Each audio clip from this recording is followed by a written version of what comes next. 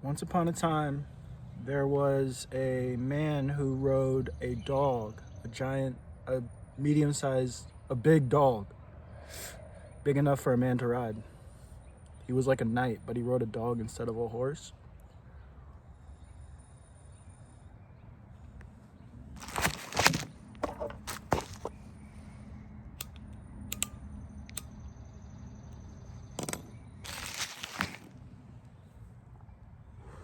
And so one day, he decided, I'm gonna go out and plunder because recently my kingdom destroyed this other kingdom. So I'm gonna go out with my other knight and we're gonna go plunder this sacked kingdom.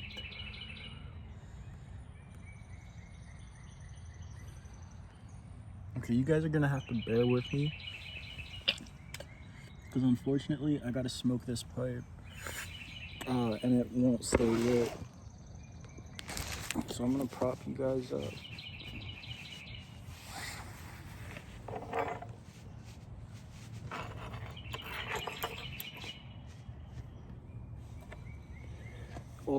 Ultra pipe. I'm gonna do a crazy edit here for how epic this is.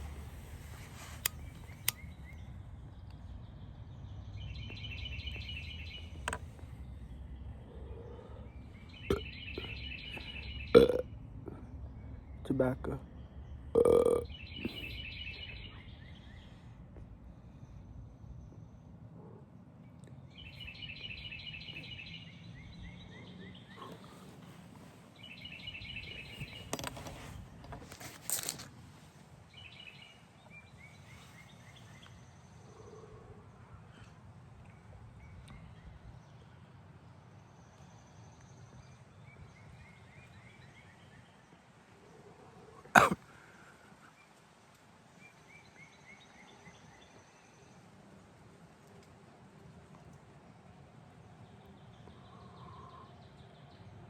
There's a car pulling up, so I might have to end. Psych. Pause. I'm gonna not end, but just pause and start recording soon.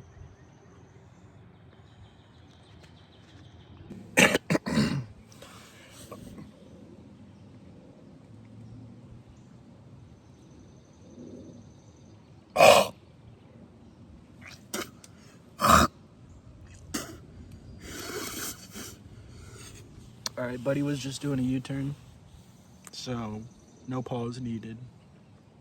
Pause was taken though. So this guy rode a dog instead of a horse. His buddy rode a horse. They went out, and each of them had their squires with them. And so what a squire is like you got your knight, and then you have his sort of like guy who's his tag along, who's like training, who's like younger than him. And that's a squire. It's like a boy squire who goes along with the knight. And so there's 2 knights and 2 squires. Each of the knights had a squire. And everybody had ponies except for, well, the squires had ponies. Our knight's friend had an actual horse, but our knight, who the story revolves around, the protagonist, rode a dog. And so this dog was like big size, like big as a horse. So if you could visualize a horse, dog. It was all black, and its eyes were all black. He called him Cerberus because it reminded him of a folk legend he had heard in the Greek of a 3-headed dog that guarded the underworld. So he named it Cerberus. It was a big ass dog, but it was a horse for him. That's how he used it. But it could also do the things dogs do, like bite stuff. And so they headed off to this sacked kingdom. And I'm gonna take a smoke break.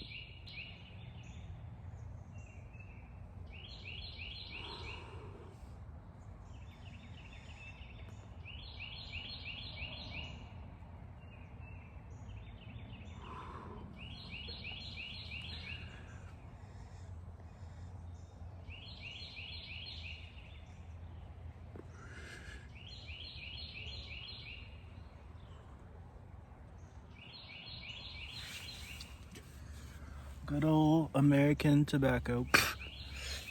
And so they set off for this kingdom. There's actually a pretty traveled path to get to this kingdom. So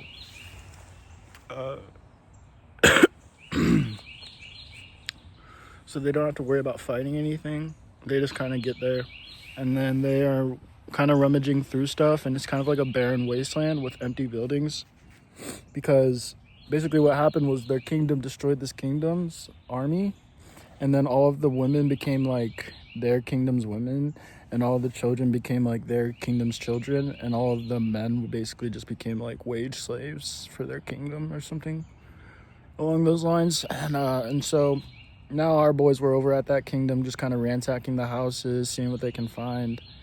And as our boy is going through a kitchen, he hears the other knight that came along with him. He says, "Come here, I found something." He's up, and our knight finds him up in this attic. And so our knight goes up into the attic with him, and he shows him all of these jewels. And along with the jewels is a diary. Guess whose? Anne Frank's. Hold on, I'm serious. Anne Frank. It was Anne Frank's diary. Now you're probably wondering, this is medieval times. How did Anne Frank's diary end up here, along with these jewels? Well, right as they were asking the same question themselves, boom, a wizard appeared in the attic at the far end. He said, "Hello." They said, "Hey, we were just ransacking this house." He said, the wizard,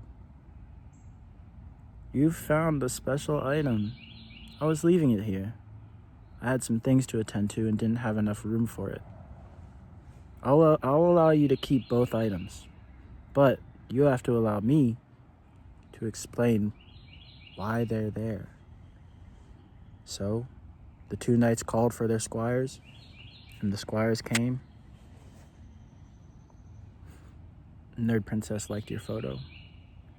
The squires came up, and there was the two knights and the two squires huddled up in this attic with one lantern lit, butter lamp, and this old wizard with a blue cloak sitting by the lantern, telling them a tale from the far end. Or the lantern was over by the knights and stuff. They were all lit up in the squires, but the wizard was down in the far end of this attic in the dark, and he was telling them this tale. They could see him with the moonlight that was coming through the window of the attic.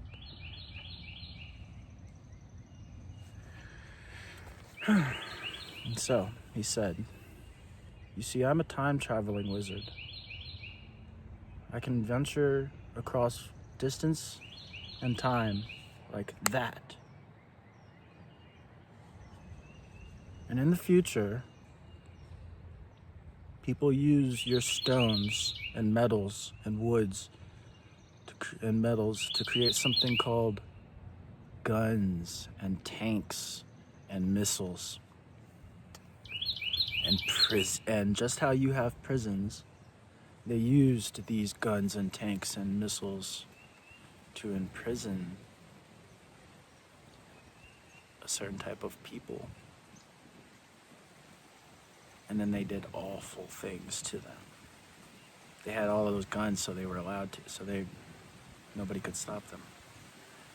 They did awful things to those people. What you're holding in your hands, boys, along with those jewels, is a diary. Like how young girls in your castles have diaries of a girl who was hiding from the people that were gonna put them in the prisons. She ended up going to the prisons and dying there. That's her diary. The knights were honored to be having this book, to be able to read such a manuscript. You see, we probably take that book for granted. Anne Frank, her dad put it together and put it out for sale, dude. Otto, I believe. That is heart-wrenching. I sometimes can't even make it through the first couple of pages because you are understanding that this is a young girl. It's not jokes. Has nothing to do with world fucking politics, if that's what you're thinking. Nope, it has everything to do with a little girl that we developed guns and missiles with all of our metals and woods until we were able to put a little girl in a prison and kill her. That's what we did. That's what this world is. So why live for what you can gain in this world? If this world is obviously a shit place, a shit box, why would you live for what you can get here?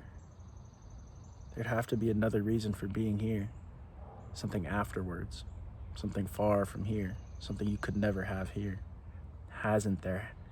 Have to be, doesn't there? Yeah. You know it. That's why you gotta use this life to make it into the afterlife.